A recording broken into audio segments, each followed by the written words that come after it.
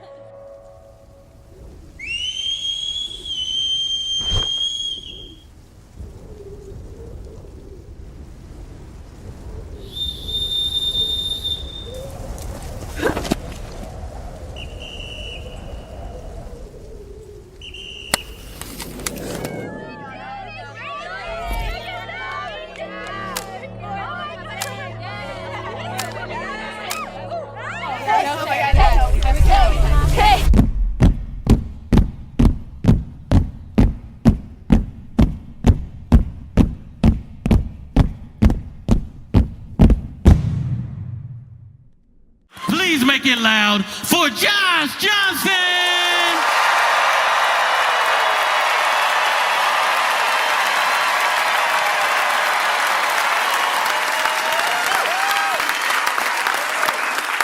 I try really hard to not be this type of person, but every once in a while it creeps out. You know, I'm human and I can't help it. You never want to have a good day just because someone else is having a bad day. But sometimes it happens. Sometimes somebody you can't stand is having a real bad day and it just brings you joy. You know what I mean? Sometimes, because we're all going to have our good days and bad days, but sometimes somebody's having a bad day and you're like, you earned it. You earned it. Oh. Last Sunday, Trump had a very bad day.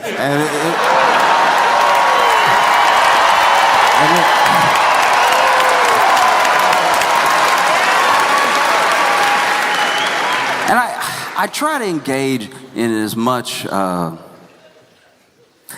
like empathy as I can for what someone might be feeling when something happens. Not to say that it makes me like agree with people or anything, but I just try to put myself in that person's headspace. And his headspace must have been a headache.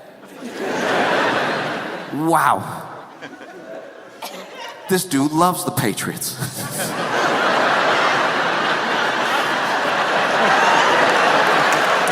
Man, this dude loves the Patriots, and for an entire half, whew. You would think they just weren't meant to hold the ball. You know, I never try to play like armchair expert when it comes to a sport because these are athletes that can do things that I can't do. But honestly, into the second quarter, I was throwing ideas out there from the couch. I was like, look, maybe take the gloves off. I think the gloves holding you back, you know? Those balls are slipping. They slipping on the glove. Maybe if you... really grip it as it comes at you. This is why you need to grow your fingernails out. That's what you need to do. That way you can clutch it. This thing bouncing off your hand, all glove, no hand. No, it was rough. You know? Watch the Patriots fight as hard as they can for that 0. That was... Whew. You know, you never want to see somebody play a sport, especially in an elite level, that makes it look like you could do it. You know what I mean? Like, by the 5th time they sacked the quarterback, I was like, yeah, I'd probably panic too. Like, I can see that happening.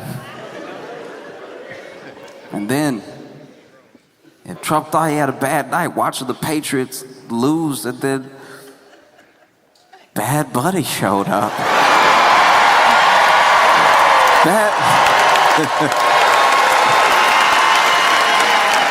Bad Buddy, okay. I knew the Super Bowl was gonna be in Spanish, right? And I thought, here's the thing, I'll admit that I also thought that because I took a little bit of Spanish in elementary school, and because I took a little bit more Spanish in like junior high, and I did take some in high school, right? That I was like, okay, you know, I might catch on to a couple things. And then he starts, right? He starts, and I'm like, all right, you know, when I saw the Spanish come on screen, I was like, okay, he means it. He wasn't playing. And I see the Spanish come across, and I was like, okay, all right, get ready.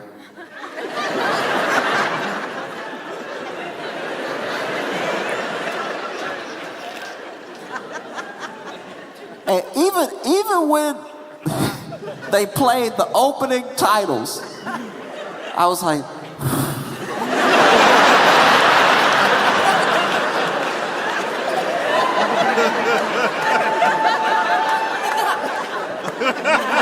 I don't know why I thought blinking would make me understand the Spanish more.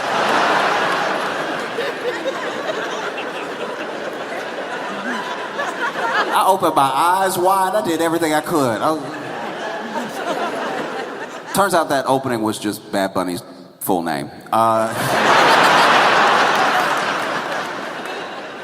Had to be told that later. My friend Maria helped me out, and I was like, oh, okay, that makes sense, because it's his, because he's, yes. And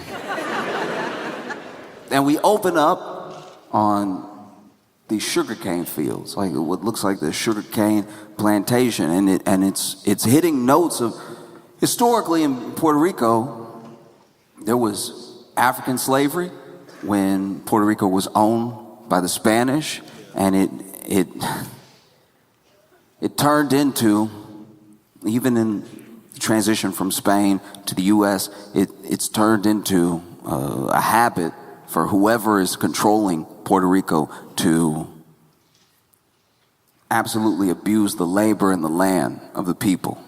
And so you see, even though this Super Bowl was full of joy, even though it was full of things that were pointing to different parts of the culture, everything that he was pointing to was to something that had a darker side of the history of the treatment of the people and of the land. And we see Bad Bunny starting to dance. He's got the football, and in no time he had cleared way more yards than the Patriots. Like, it was genuinely insane. It felt like he was, felt like he was making a statement about that. I know he probably wasn't, but he couldn't have known the outcome of the game beforehand. But like, wow, moving very easy, moving his shoulders and everything. I was like, okay. Bad Bunny starts singing, and all I can say is My Duolingo failed me, all right? Wow! I didn't know, I could feel the vibe of what was happening, and I was like, okay, all right, I think I caught that, all right, house, okay, I think that was, okay, oh, wait till I learn the whole song, okay, house. I'm positive he said booty, I think he said booty. Shake was in there, that makes sense, booty, shake, or maybe he said salt shaker, I have no idea. Not positive. You know how when someone's speaking a different language and you try to catch up or apply the little bit that you know, I was in my head, I was like, okay, wait, I think I understood that, but then I realized as he really started singing that there was no way I was gonna catch up. And it's not that he was, because sometimes people are like, oh, they're already speaking a different language. You'll go to another country and they're already speaking a different language, but then sometimes we, as people from the US that go to a different country, are like, why are they speaking so fast? It's like, they're not speaking fast, they're speaking their language that they know. But I will admit that when I was watching Bad Bunny that first go around, I was not understanding faster than he was speaking. I was getting myself all confused. And then, I saw people complaining. They were like, why weren't there subtitles? He should have had some subtitles on there. Why weren't there subtitles? He's going to do it in Spanish. Why is there a subtitle? Come on now. The country that hates to read wanted subtitles. You're not being honest. You're not being honest at all. The same people, you're telling me you would have loved it if you could read it. The people who don't even want to read the history of Puerto Rico would have loved Bad Bunny's performance if they could read it the whole time. It's crazy. This dude, there's no way. There's no way if you could read it, you'd be like, oh! Now I love it. I read for 13 minutes and now I'm not racist. This is crazy. No.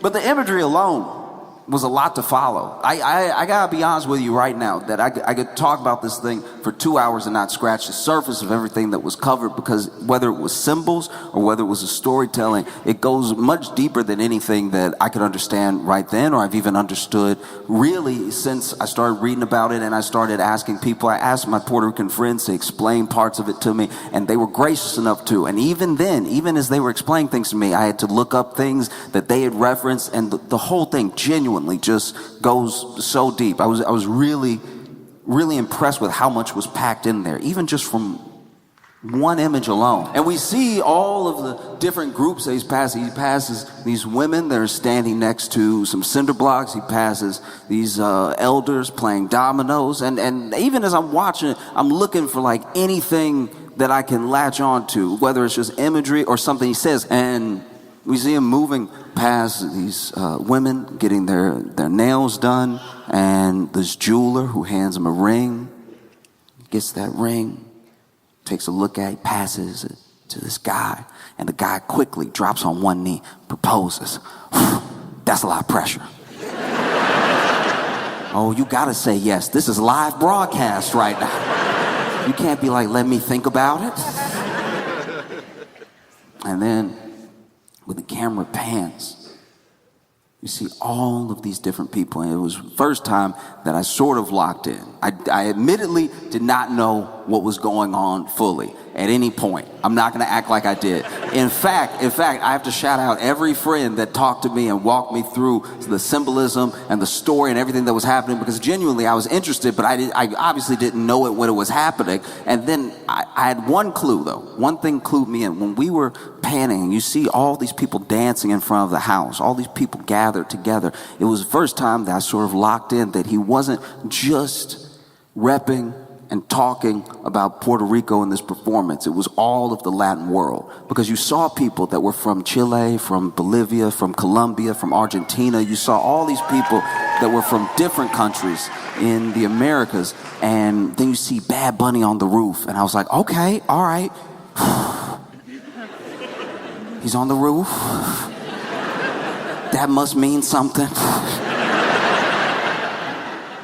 The whole time I'm like trying to lock it as hard as I can. I was like, okay, he said blue at one point. I know I heard blue. And he's dancing, he does some music on the roof, and then the roof collapses, falls right through. And admittedly, I wasn't sure that was part of it. Like initially I was like, oh no! They got to him.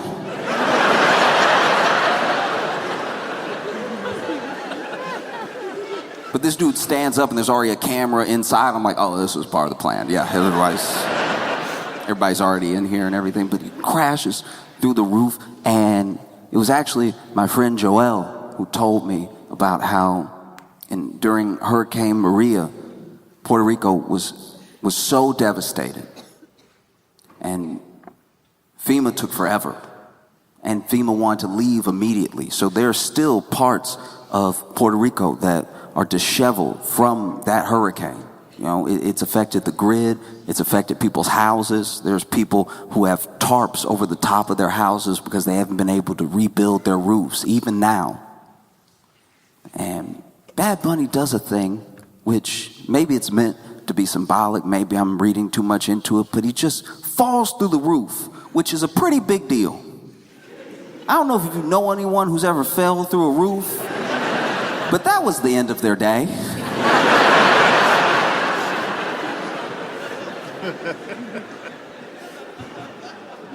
I lived in Louisiana where there are also hurricanes, and I've known 2 people who have fallen or almost fallen through a roof. And both times it was the end of their day. One of my friends was working on a roof and his foot went through, and he was like, you know what? I think God called me to do something else. He actually quit that day.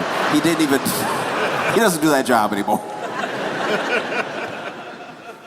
And then my other friend actually fell through the roof and luckily didn't land on anything that would cause him like severe harm, just the floor. But when you land on the floor from roof height, it is the last thing you do that day. But not Bad Bunny. Bad Bunny fell through the roof, gets up, just dusts himself off, kicks open the door, and continues the show. And it felt like a symbol of what Puerto Rican people have had to do. You know, losing their roofs, losing their way of life sometimes, having to adjust to anything that will work, and just carrying on. And then you see this dude dancing, and at one point, he's looking right at the screen, and he says, I'm here because I believed in myself. Right? You should believe in yourself too. You're bigger than you think. You're more than you think. You know? Admittedly, my friend Maria had to tell me he said that. I did not catch that at the time. At the time, I was just watching him, and I was like, he must mean it, whatever, keep pointing. So this part is serious. And once again, I thought what it must be like to watch this Super Bowl halftime as Donald Trump.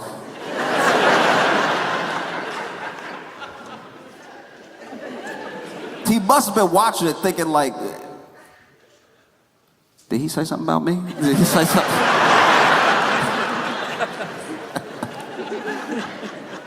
Then we transition over to the wedding.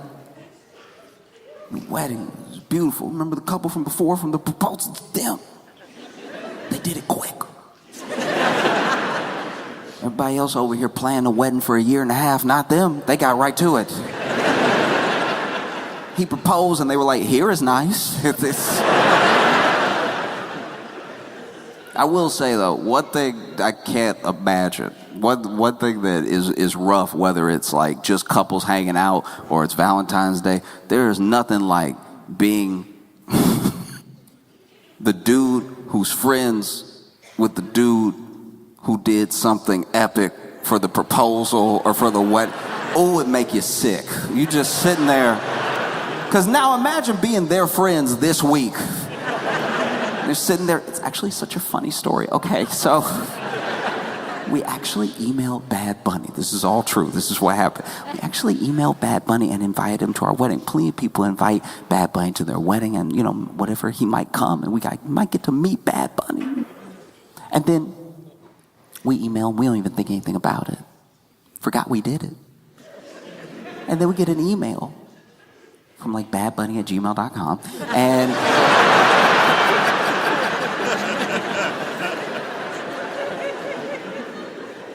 and he was like, I can't make it to your wedding, I'm very busy, but would you like to get married at the Super Bowl? And we were like, yes, of course. I mean, you saw us last week, so. I can't imagine what it's like to be their Fred and the dude who hasn't proposed yet. Like, you just sitting there like, bruh, shut up.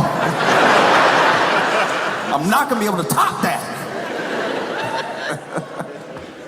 There's a sense that you start to get of what watching a community looks like, right? You're just watching these people dance, have fun, get married. He reveals this wedding, throws to it. You see this wedding, and then you see Lady Gaga. You see Lady Gaga, and there was a big complaint this entire time about how whole thing was in Spanish. Can't believe he did the whole thing in Spanish, top to bottom. This is a Super Bowl, he did all in Spanish. Whole performance was in Spanish, but it wasn't. The whole performance was not in Spanish. Lady Gaga was singing in English. Imagine being so racist that you hear English and you're like, this Spanish needs to get up off my TV. This is not what America is about. I can't believe they still got this Spanish on the halftime. This is Super Bowl halftime. You're going to speak some English. Super Bowl. You're going to sing in English. I had the opposite reaction. I heard Lady Gaga singing, and for a second,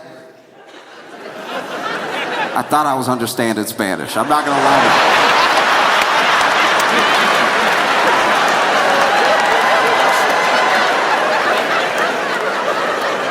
When Lady Gaga started singing, I was like, oh, okay, all right, it's clicking. Oh, this must be what it feels like to be bilingual.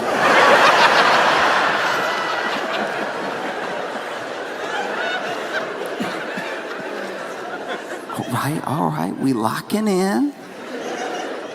And then you see Bad Bunny, after he dances with Gaga, sings. This dude does like a trust fall off the top of the building and gets caught by the people underneath him. And as far as like symbols and images go, that's a pretty amazing one for your community always having your back. It was really cool to watch.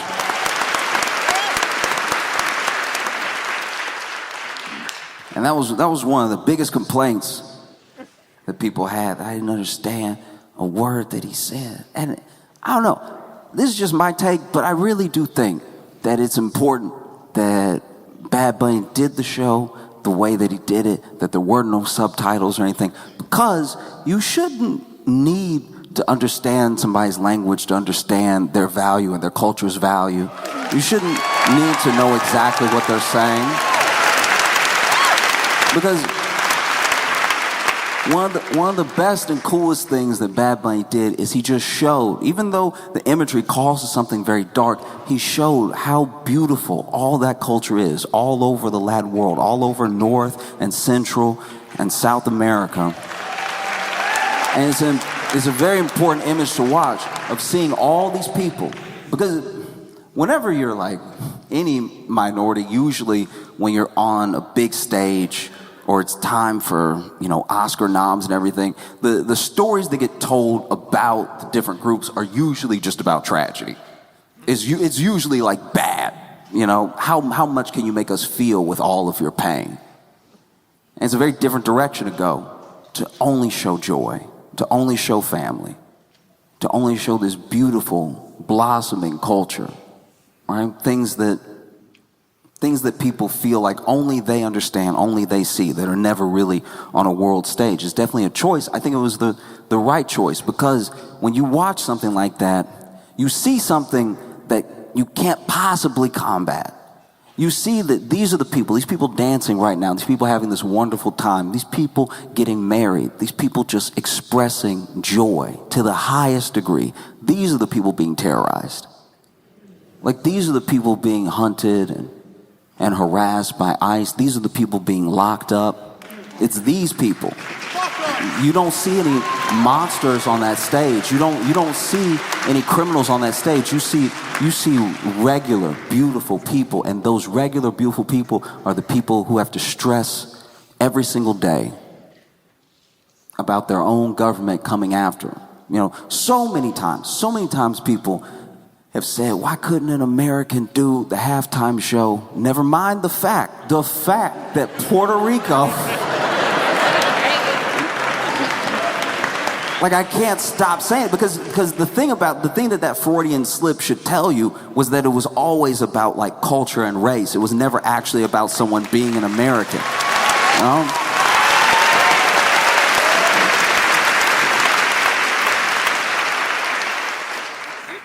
You know, there are some people that obviously this happened last year, happened this year. I'm sure it'll happen in the future with a different group, with a different performance on a different stage. And there are some people that are like, it wasn't radical enough, it didn't go far enough. And it's like, all right, if that's how you feel, that's how you feel. But you know, it's every artist's choice to express themselves the way that they see best. And I thought that this was a great way to get the conversation started. A lot of things that I didn't know, that I looked up specifically because I saw this halftime show. Things that my Puerto Rican friends could have told me before this halftime show, but they didn't know I had the interest, and I didn't know to ask. And so it all starts a conversation. Conversation is incredibly important. Meanwhile,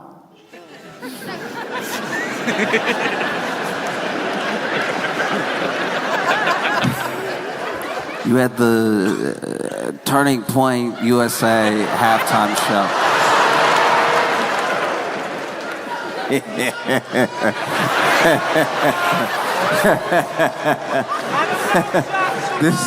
This dude, oh man. All right, so admittedly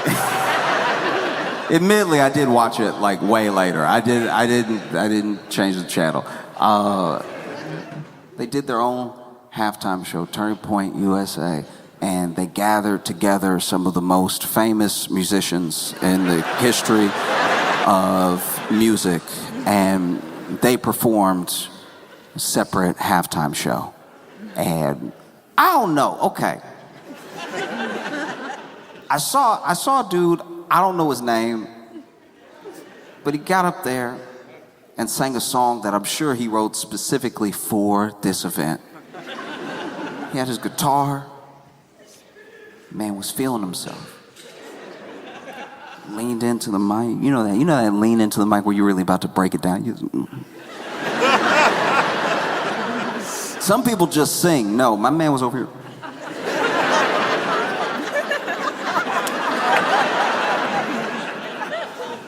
This dude got in.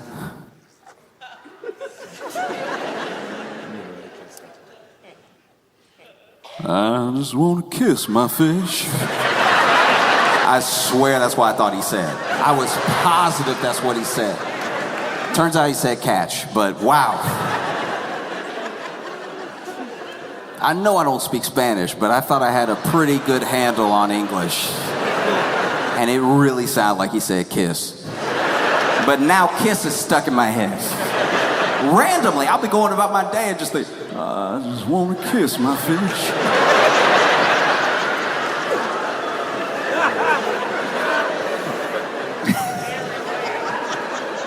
It'd be amazing, even just for the story world of the song, you know? Because the song was about how it's not easy being country in this country anymore. It's very difficult. It's news to me, but it is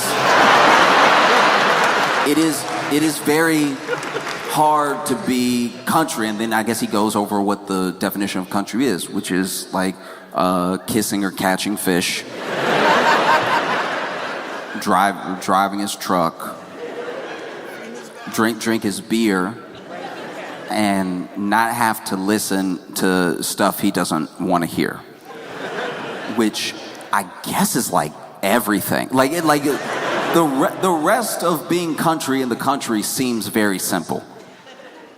If you want to drink your beer and you're of legal age, all you need do is swallow.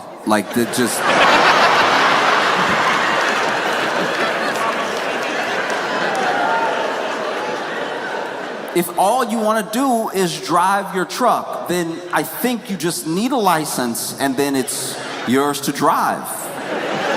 With gas, I guess that part could be difficult if you don't have gas money. And then, really, outside of hearing things you don't want to hear, the fish is probably the hardest part. Whether you want to kiss a fish or catch it. First of all, to kiss it, you gotta catch it, which is already its own struggle. All right, you're gonna catch the fish when the fish is ready to be caught, when it falls for the bait, or when it gives up. I don't know. And then kissing a fish is just your prerogative. That's.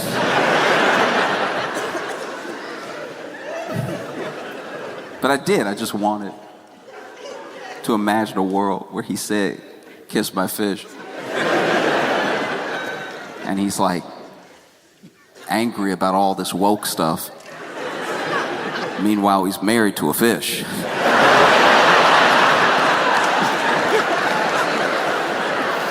All right, to each their own, yeah. And all he wants to do is kiss his fish, But it keeps wiggling. It keeps...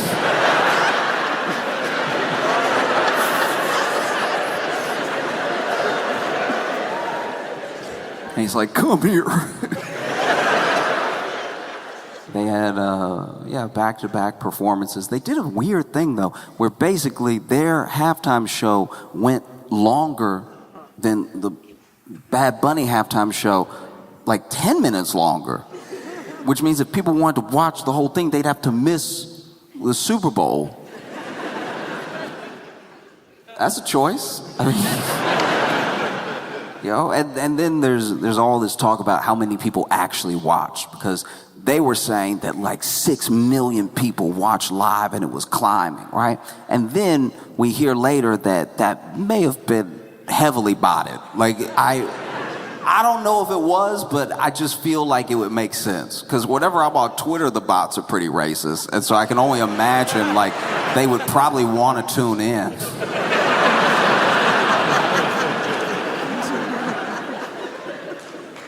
Did a whole separate halftime that then we find out wasn't even live. It was pre-taped, but not just pre-taped over 3 or 4 days. And the audience that was there, it wasn't a lot. That's why it was so dark. It was 180 people apparently. It was 180 people that they kept moving around to look like a bigger audience.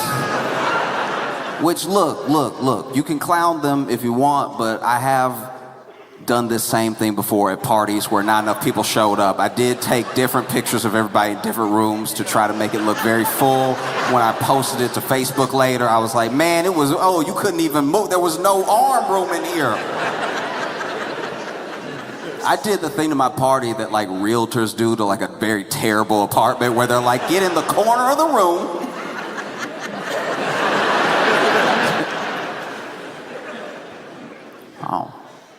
And so, apparently these people were told that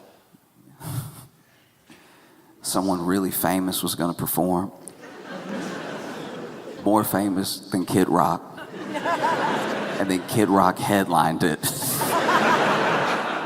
And then apparently, this is what I've heard, that this shooting was 3 to 5 takes for every performer. The song over and over again, which was leading these people who were essentially extras in this production to have 12-hour days.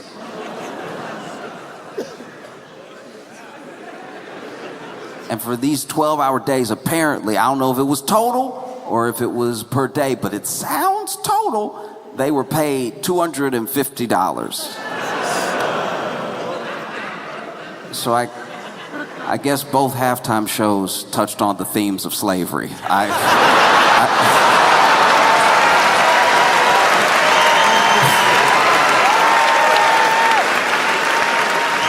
Imagine 36 hours just to hear somebody, I just want to kiss my fish.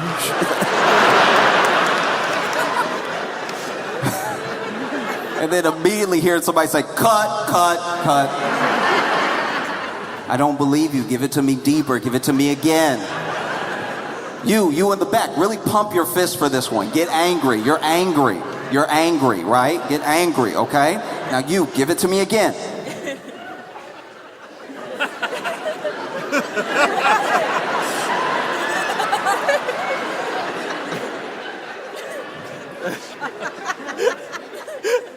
I just want to kiss my fish. No, we don't believe you. We don't know. It's not coming through, all right? It's not, we need more. We need to come from your your diaphragm? You're singing from the back of your head. It's the diaphragm. Again, you also in the back, wave a cell phone. Wave a cell phone. Wave a cell phone. What do you mean it died?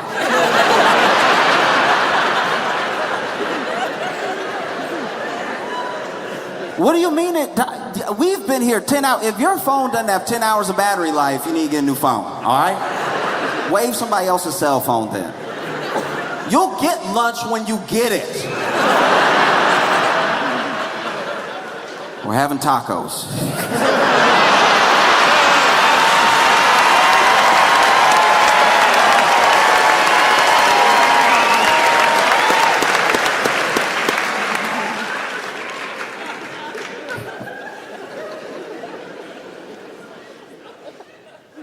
And then, at the real halftime show, there was Bad Bunny doing a thing that I thought was so cool, but I didn't understand the context at the time. You see Bad Bunny climb this light pole, and he's dancing up there, and then there are these other dancers that are suspended from the light pole, and they're spinning around everything. It looks really cool. You see sparks fly. You're like, yeah, Bad Bunny, get him. He's over here, and he had the hips going. He was, those are some good moves. I feel like I would hurt myself if I. But what I was told by my friend Justine was that climbing of the light pole, it basically represented the same thing. Hurricane Maria devastated Puerto Rico, and there are still some parts of the island that used to have power and don't have it now. So everyday citizens, regular people who were not electricians, were climbing up the light pole trying to figure out how to get power back for their families, for their community and everything. And so even as he's having all this fun, all this joy, we see the thing that he's representing is like steeped in all this inequality, in the treatment of people who are citizens,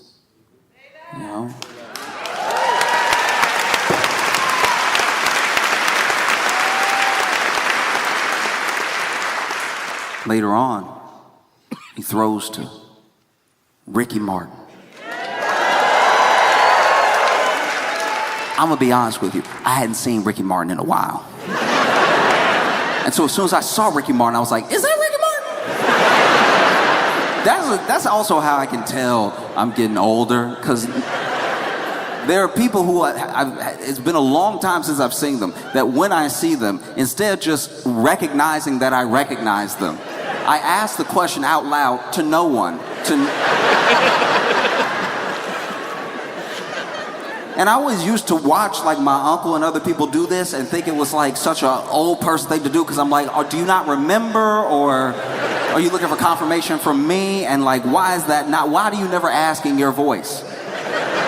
You never ask in your voice. You have your speaking voice, and then you have your is that person voice. No, I knew I was getting older because it just escaped. I was like, is that Ricky Martin?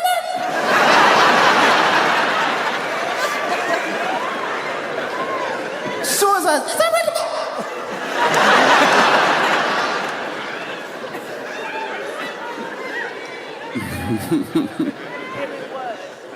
Yeah, as soon as I saw Ricky Martin singing.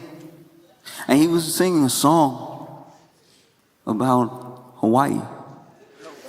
He was singing a song about Hawaii and what the U.S. government did to Hawaii.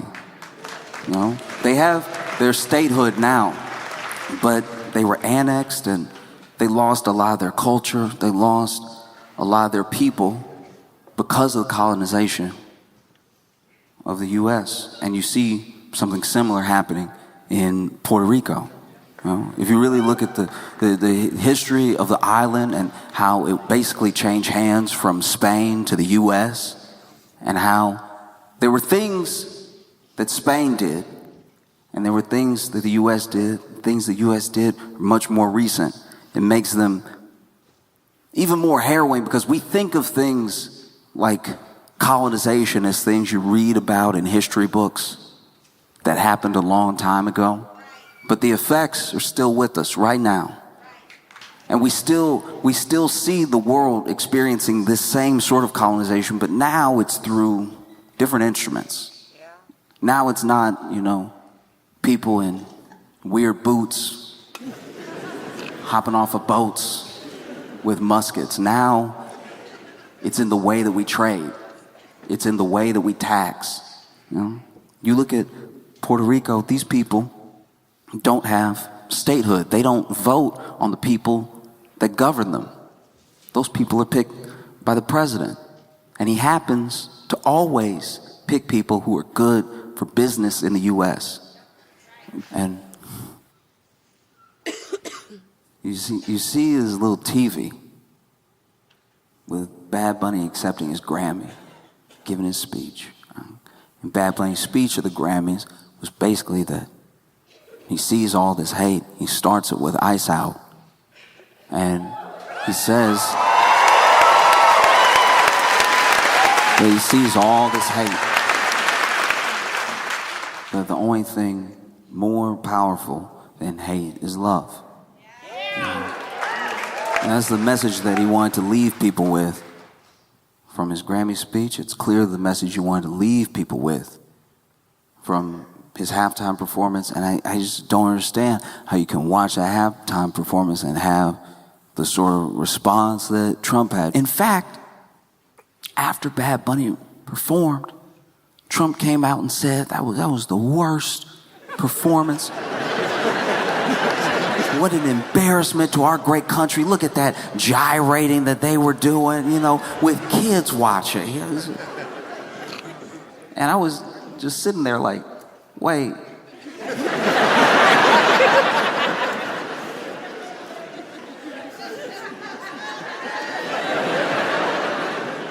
Trump, you watched? You watched? They made one specifically for you and you watched this one. That was yours. The other one was supposed to be yours. And then you... Oh, I'd be so mad. If I was Turning Point, if I was Kid Rock, that's supposed to be your boy. And he didn't... He'd rather hate watch Bad Bunny than just watch you. That's wild. I mean, imagine how Kid Rock must feel. Oh, I'm surprised Kid Rock and Trump are even friends. I mean, I guess it makes sense. Like, he loves rock, but he really loves...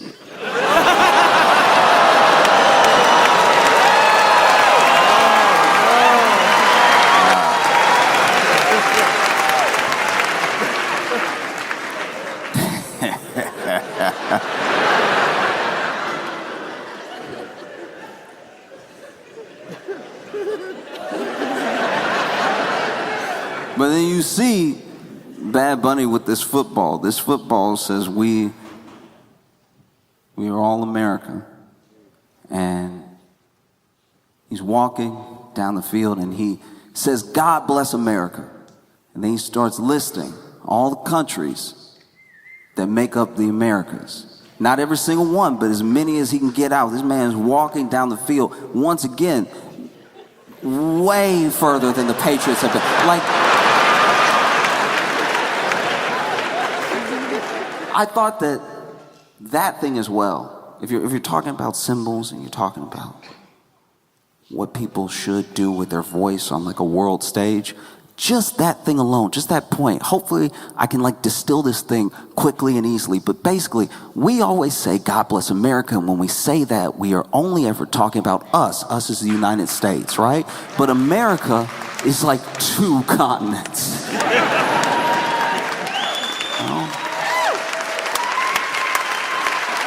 And so this symbol that he's holding isn't listing these countries as just calling to people who have immigrated to the U.S. He's talking about the actual country. God bless Haiti. God bless Chile. God bless Argentina. God bless Bolivia. God bless Colombia. God bless all of these countries, because all of these countries are what make up America. You know? And he's walking towards the camera as he's saying it. And once again, I gotta wonder what it must feel like to be Trump watching the Super Bowl halftime. Because now everybody's coming, talking to the camera with their flag. And he had to be like, are they coming here? Or what?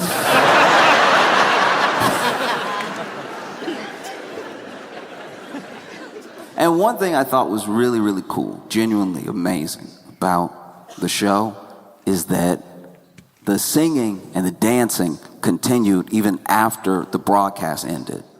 They did it all the way out the stadium, which is once again another symbol that all revolution, that all protests, all that occurs in real time, in real life, you cannot just wait, count on some sort of broadcast, and it's not going to stop just because the broadcast ends.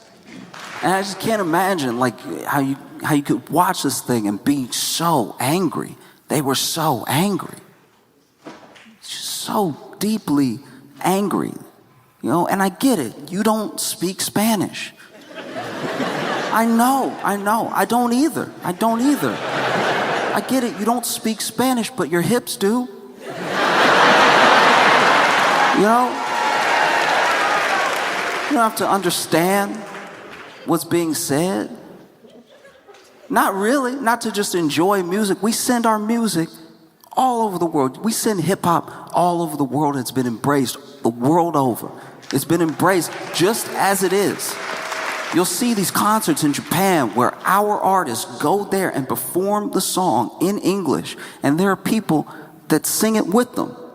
They, even if that's the only English they know, they learn that English because they love that song so much. You know? And look, I'll even say this. I'll even extend a little bit of an olive branch, right? I can understand. You are, in your mind, the one true culture. And you're watching your sport, your favorite sport, on the world stage. And for the first time ever, you're seeing it in a way that you feel like you can't possibly relate to because it's in a different language. You know? Like, we had Kendrick's halftime, and there was symbolism in it that you may not understand, or it may be like a lifestyle that you don't get. But this thing, having all these people across the Latin world dancing and singing their language, happy, full of joy, could be scary if you think, uh-oh, this is it for us. This is it for us. We're going away. If we're not the center of the Super Bowl, then what are we really? And you're terrified.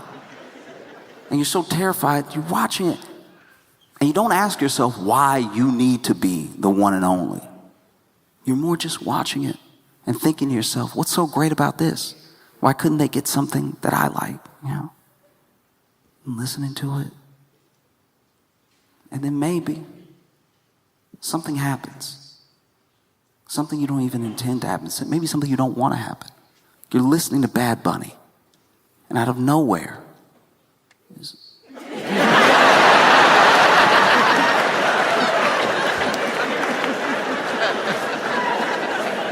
You don't know why it happens. You don't know what caused it, but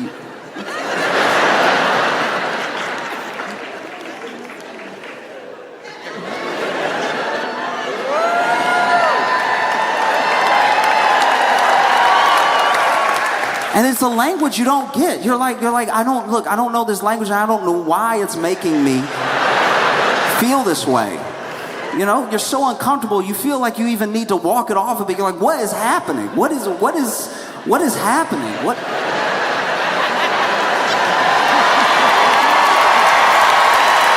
What? Bad Bunny, stop! Stop! Hey!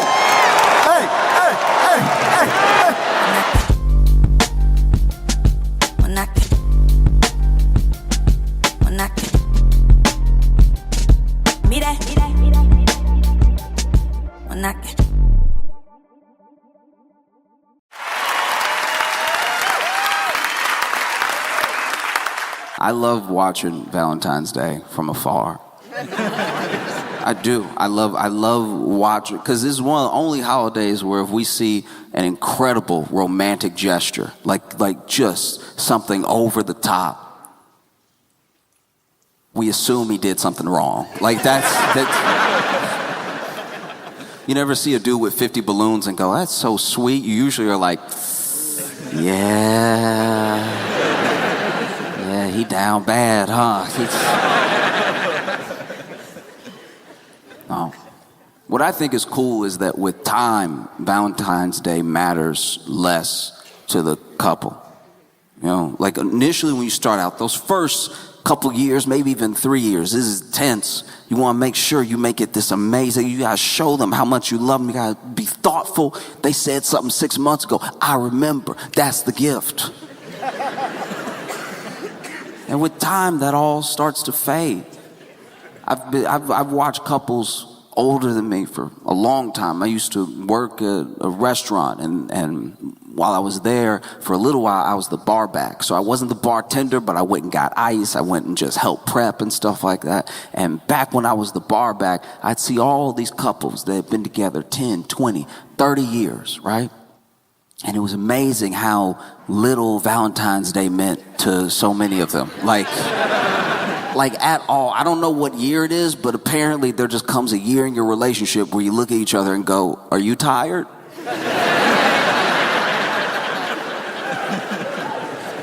Me too. We could do nothing. We could do nothing.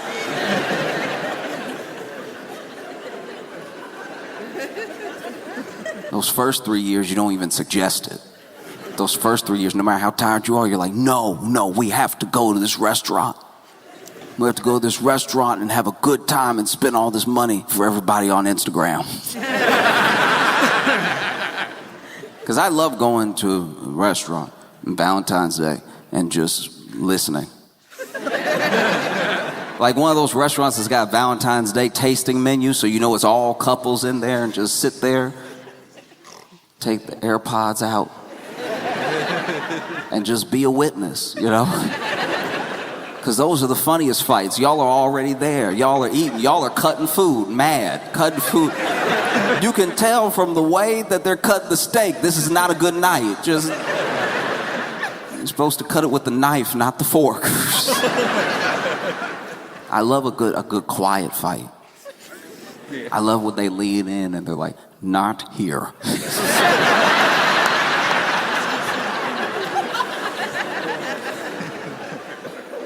One of the couples that cracked me up the most when I was a bar back was this couple. They had been together like 30 years. And you ever meet people who are a perfect mismatch? Like, I don't know why they were together, because all they ever did was fight, but they loved it. They loved fighting with each other. They found their worst enemy and they married them. Like, it was incredible. They clearly were having fun fighting. They'd be laughing while they were fighting, just laughing at how bad the other one was getting. They would go tit for tat. It was beautiful to watch. I was like, this is real love. And one time he told me the story, he was an older fellow, and he told me the story about how mad she got one Valentine's Day. They had been together for 8 years and he didn't do anything for Valentine's Day. She was very upset, very mad at him. And you know, he's older than me, he's got more experience, more life experience, but I was like, I mean, bruh, you didn't do anything. Like, I mean, I think she might be entitled to be mad. You know? And he was like, no, she doesn't get to be mad, all right? She doesn't get to be mad because 3 days before Valentine's Day, I gave her my kidney.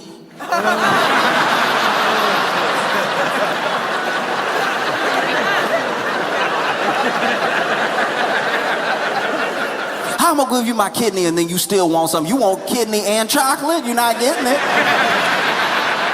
Kidney and chocolate is not happening, all right? You get one or the other. I bet you want one more.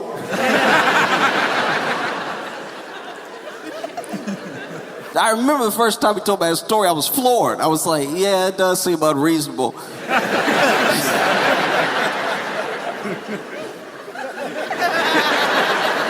You know, you waking up stitched up and everything. And she's like, well.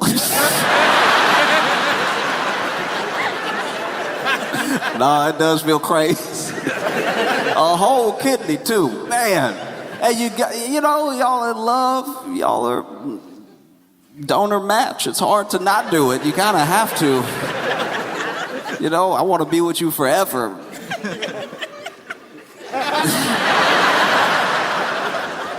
And he used to love to tell that story. He would basically tell that story every Valentine's Day that I worked there. He would tell that story because he thought it was so funny to make her mad all over again about how he didn't do anything. Because then she would kind of get mad all over again, and we're like she would get madder because she knew he was only telling us because we would be on his side because he gave the kidney, which is a pretty big deal.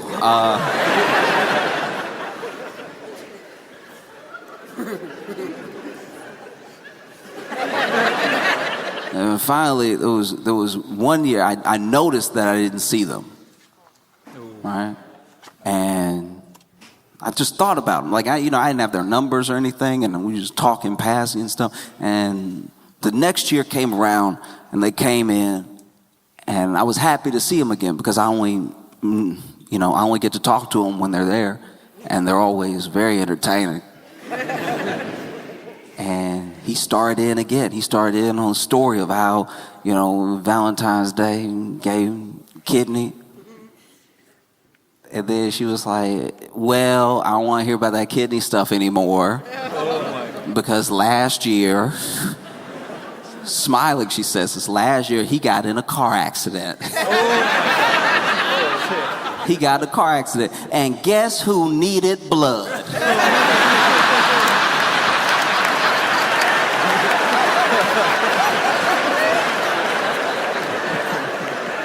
And then I watched them argue for 45 minutes. For a good portion of my shift, I watched them argue about the merits of blood over kidney.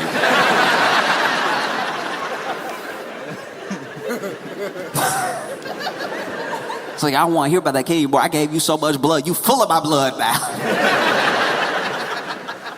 I've been watching the Winter Olympics, and wow, this one's been a mess. I don't even know how many medals we have, to be honest. Like, I haven't been following that at all. I've just been following the catastrophes. You know, like this dude, okay, there was this athlete, he won bronze. He wins bronze, he walks up to the first camera ready to talk to him. And they're like, how do you feel about your win, right? And he's like, hey, this is something I gotta say.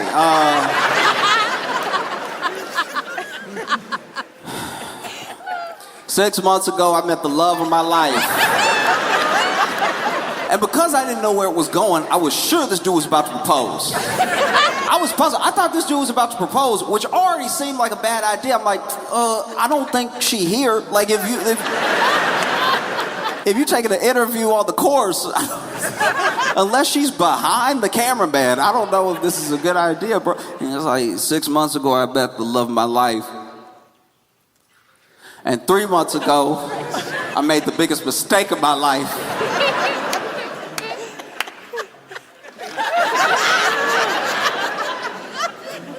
It's like, all right, what does this have to do with athletics? This.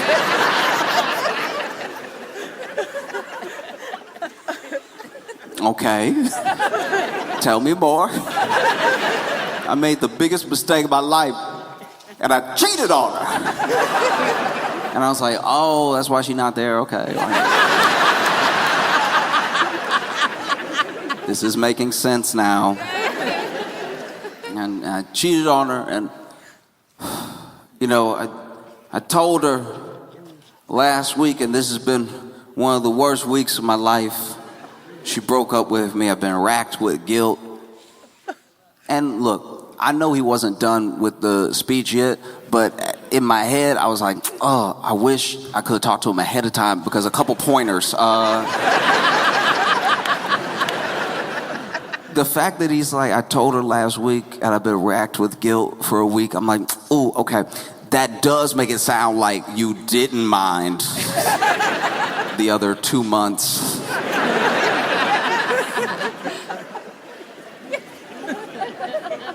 And he's like, I don't even know what this is gonna accomplish. And in my head, I was like, nothing. But I was trying not to interrupt him in my head and just listen to the whole thing. He's like, I don't know what this is gonna accomplish, but I just hope. And he started crying. And I was like, oh, okay. Look. Listen. As men, we should cry more. We should be able to cry openly. But when you did something bad and I don't know you, and you're telling me you did something bad as a first impression, and you start crying, it does not make me feel anything for you. Imagine if you're meeting someone for the first time. You don't know each other at all, haven't exchanged names or anything, and the first thing they say to you when you meet them is,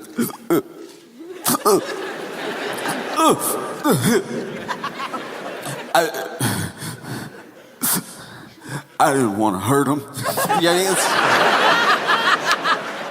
like, oh, get away from me. Get away from me. Uh-oh, all right. You about to make me pray. I will rebuke you in your face. No. And then, he's like, thanks so much. Pretty sure he walked away without answering the question. And then I saw news reports of it, where they were like, the bronze was won by the biathlete who then went on to proclaim his love for his girlfriend that he cheated on. And I heard that, and I was like, why does it matter that he's bi? It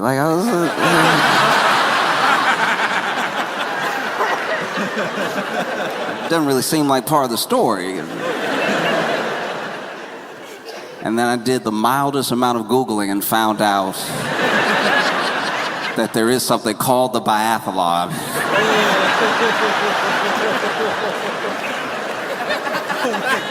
That's my bad.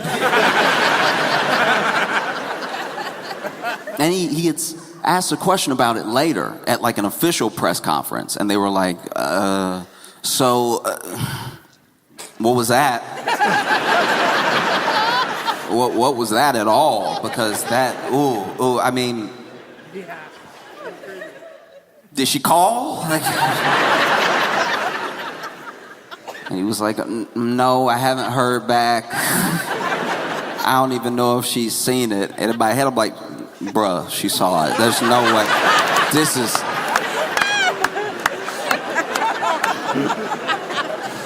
I don't know if she saw it. I just, basically embarrassed her on a world stage, so I have no idea if she saw it yet. And then he's like, yeah, I don't know. Maybe I just blew up my whole career. And I was like, maybe? And then in the Olympic Village, it happened again. It happened again. They don't learn from anything. It happened again to the Olympics again. In the Olympic Village, they done ran out of condoms.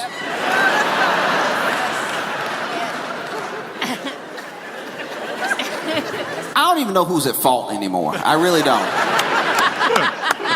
They had thousands. I don't know who's at fault anymore. If it's the, International Olympic Committee, or if it's the athletes. Like, at a certain point, I think you're eating them. Like, there's no way. Yo, there's no way. What a dumb scandal to have. And then you let the athletes tell it, and they sound so... When they've talked to the reporters, I understand that a lot of what is being said is being translated into English. I get that. I understand. But you have to understand that in any language, some of the word choice is sounding very desperate. It's like... people have been quoted like, we don't know what to do.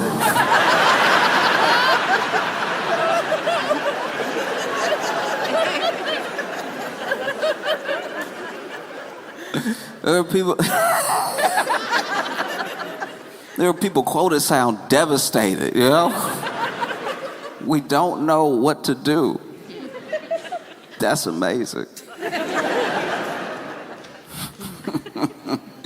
It's brought us to a screeching halt. These are, man, incredible. And it makes me wonder, like, when? Aren't y'all tired? I try to give respect to every Olympic event that takes place, because it's something that I don't do at a world-class level. But at the same time, y'all clearly got a lot of energy afterwards. Like, I'm starting to think that skiing is just like falling right. Like, if you could just fall forward standing up just right, maybe it's not as exhausting as I thought. Because I've been watching the Winter Olympics. I saw that cross-country skiing. Why? That cross-country skiing looks like one of the hardest things. That looks like what they should make you do if you go to jail. Like that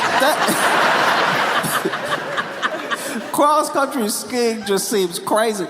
It seems like it'd be faster to run. Like, why?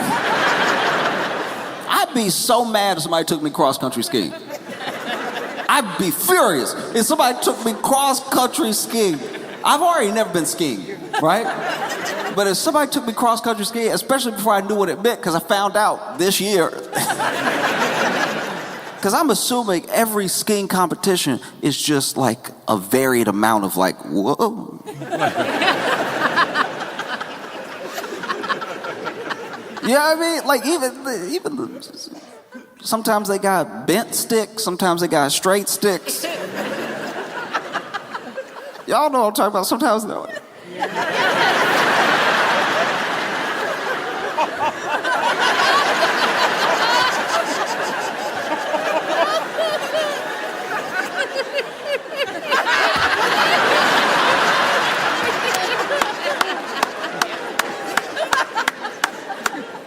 That's already scary enough. When I see them flying down a mountain, I'm like, that's something that I think I'm good. You never want to say never, and you never want to say I can't, but I can't never do that. That is for them specifically. Everyone who wants to do it. Because when they fall, the snow doesn't even look soft. It looks like they fell on a bunch of white rocks. And so if someone took me skiing, and they were like, yeah, we're going to go cross-country skiing. I'm like, wow, the mountain's that big?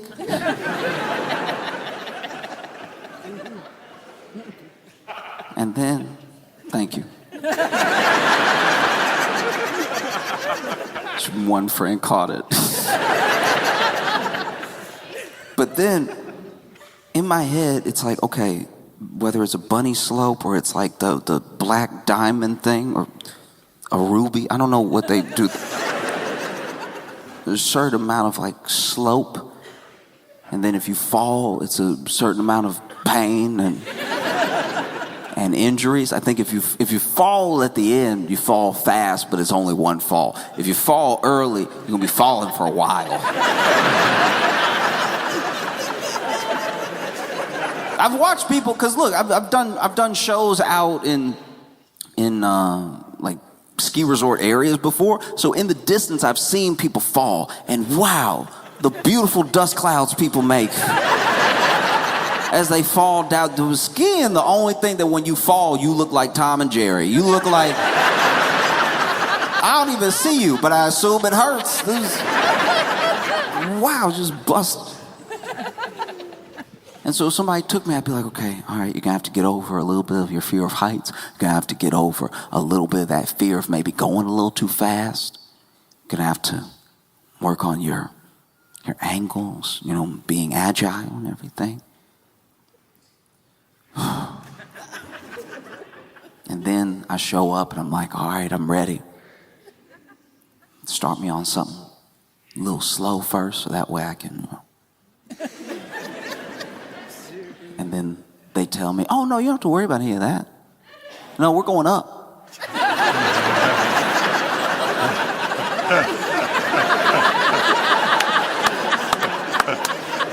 Do you know how offended I would be if someone took me skiing to come work? That's...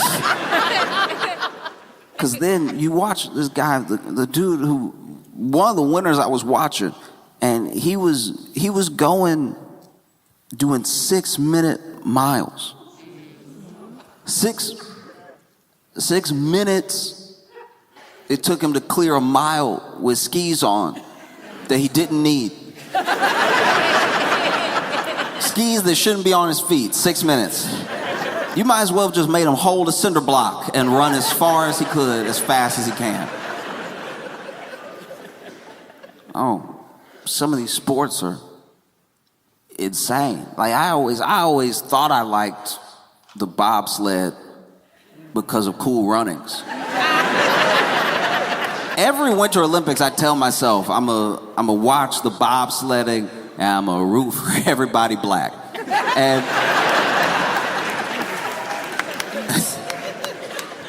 and it's not until you see a bobsledding accident where you're like, oh, yeah, maybe nobody should be doing this. Maybe you might as well be in a gun if you were gonna bobsled down. I knew they were going fast because they go so fast past the camera, but it's not until like one, I don't know if y'all saw that one accident where like one dude was fully in, and then the other teammates were running, and then one of them,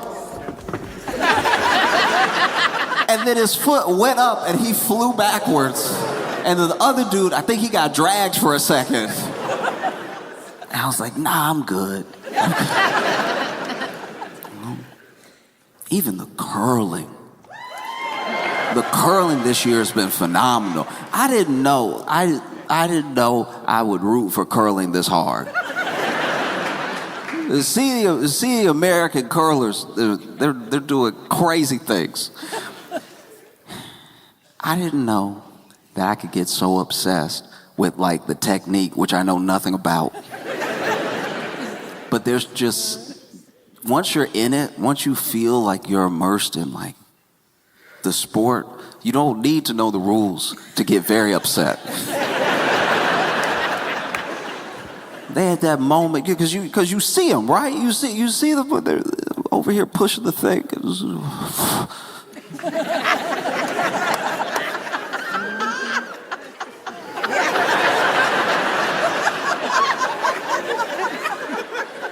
Then they start yelling instructions. They're like, curl, curl, curl. And look, I still don't know what that means.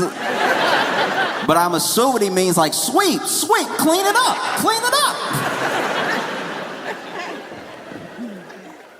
Could never let me on the team. I'd be yelling all types of just ignorant stuff. Like, it's dusty, it's dusty.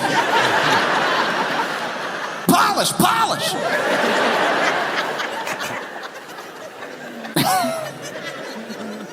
And when you see them knock when you see them knock 2 of the stones out and keep their stone in, I lose my mind.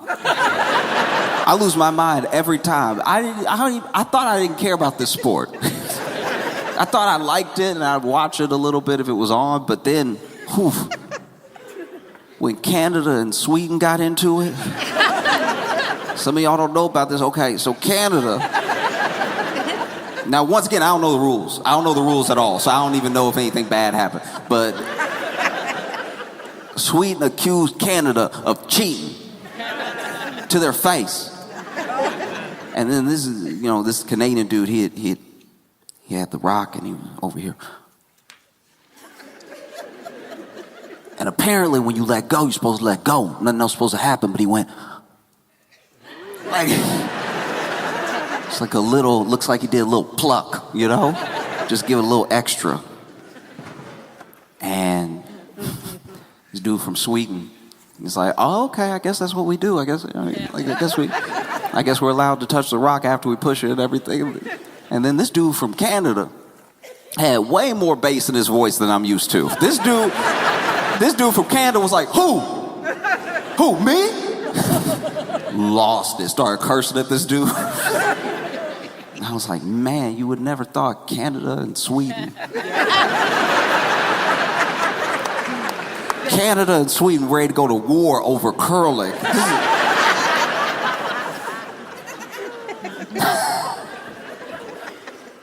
Oh, I think it's phenomenal. I've been watching it. I like to guess if it's a good throw or not. Because some of them let go, and as soon as they let go, I'm like, no, you done ruined it. Ooh. And they'll be sweeping.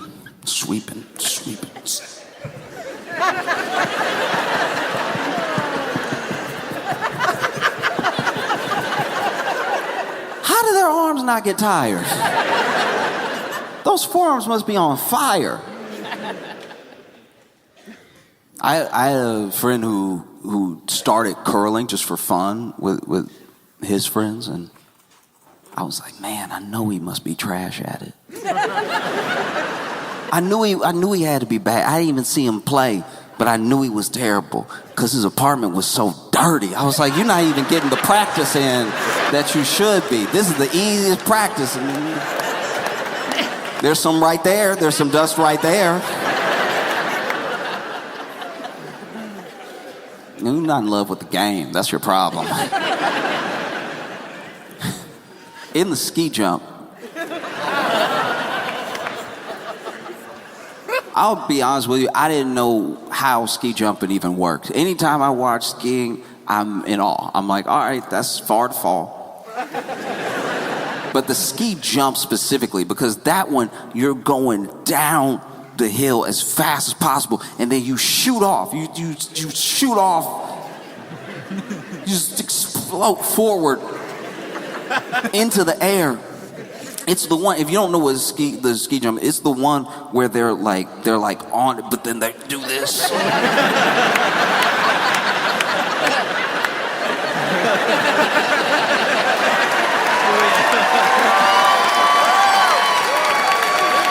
And they do it for so long. In my head, there's no way they're not screaming. Yeah. There's no way you don't do the ski jump and the whole time,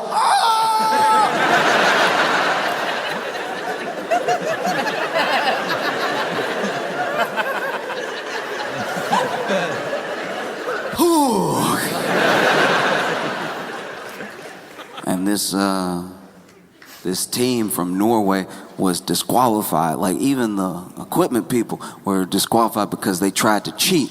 Basically, what they did was they added a couple extra stitches to the crotch. I didn't think that was a big deal. But that's because I don't really know physics. Apparently, the ski jump is all about lift and drag and all this other stuff that I probably should have paid attention to my sophomore year in high school. But basically, by adding a couple extra stitches and a little extra room in the crotch, when they expand, they become an even better flying squirrel, you know? Because the crotch is sort of center of mass. It wouldn't help to put extra fabric on like the shoulders. The crotch is really where it's at. And so as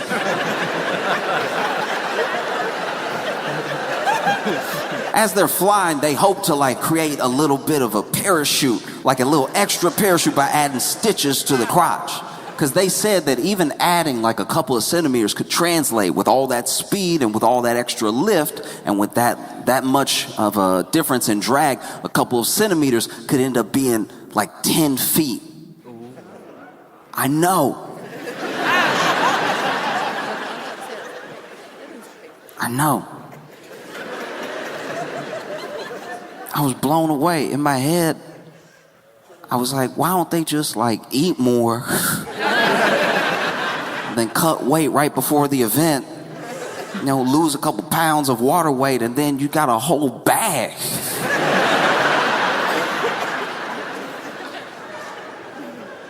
Even the opening of the games was wild. Because the opening of the games, when J.D. Vance got booed, that was man, that was hilarious. Because here's the thing. I can tell you as someone who's been on stage that initially, when you're getting booed, it's very hard to distinguish boo from woo.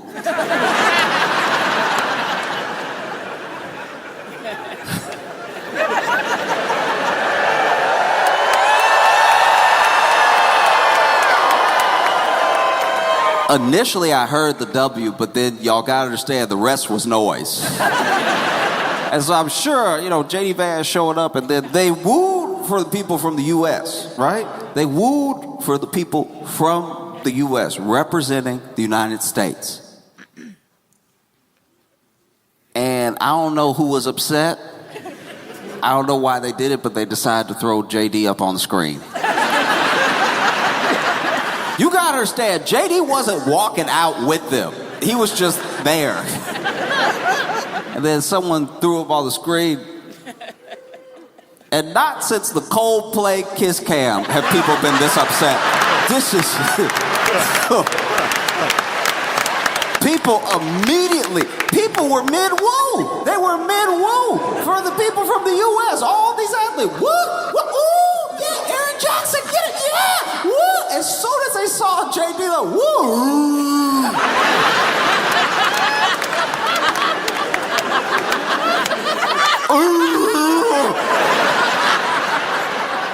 Because you gotta understand, there's also no elegant boo. There's never a boo that, like, it gets the point across. There's never a boo where you're like, boo, boo.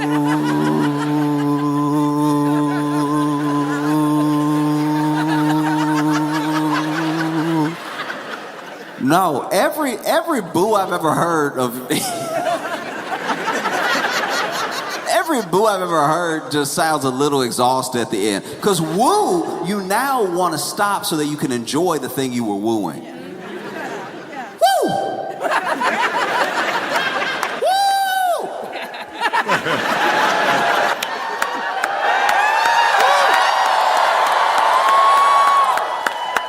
Boo, you don't even know what you want to have happen next. Because once again, JD did not walk out with them. Somebody threw him on the screen. And then he was looking up at the screen. And people... I love the way a boo is. Because boo usually is, you just run out of breath. Woo is with love. Boo is with so much, hey, you didn't account for how much air you needed in your lungs to start the boo. So when you woo, that's why some of them are short and they still get the point across. You know, like, woo, yeah. Wow. Wow. Boo. Boo.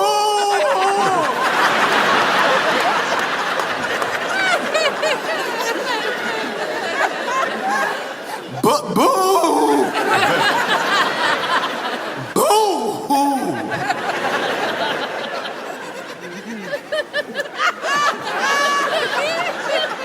And then they interviewed JD afterwards about being booed, which I was like, come on now.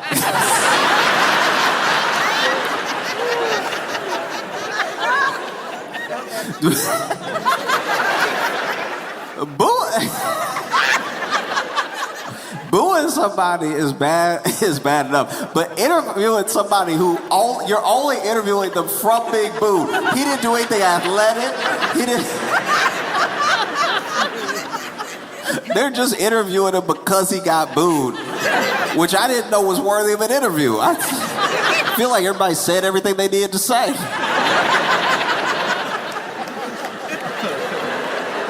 We saw him get booed. Imagine the reporter that's like, I gotta get the scoop. Like,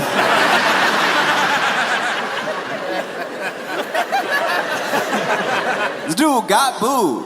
We know what happened. There's no more investigating you need to. They ask him like how it felt to be booed or what his reaction was or anything. It's like, man. That would be like if the school newspaper was like, why you going to the dance by yourself?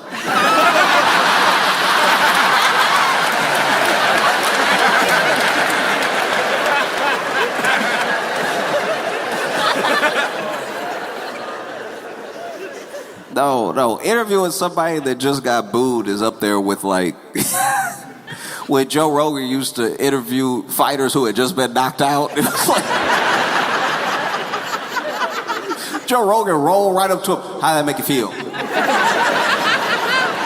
And they're over here. I can't wait for the fight to start, Joe.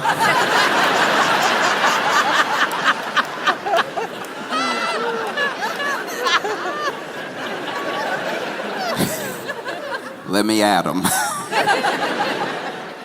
No, they interviewed JD. JD was like, well, it's the Olympic Games. It shouldn't be a place for politics. They should focus on their country and making their country great at everything. And I was like, man, you're not good on the fly. Like you can tell it's really bothered you. You seem shook.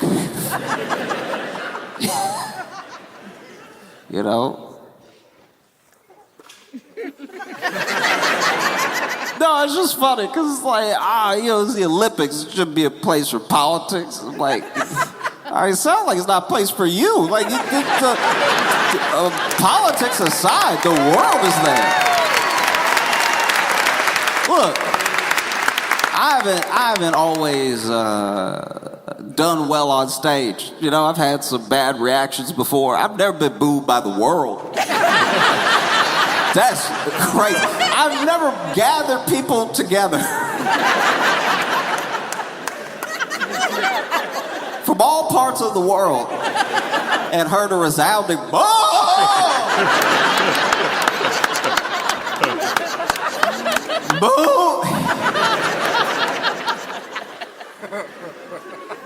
That was crazy. Because then you stand there, you JD fans, and you can't even... You can't go anywhere. If you leave, they'll woo. Like, you have to...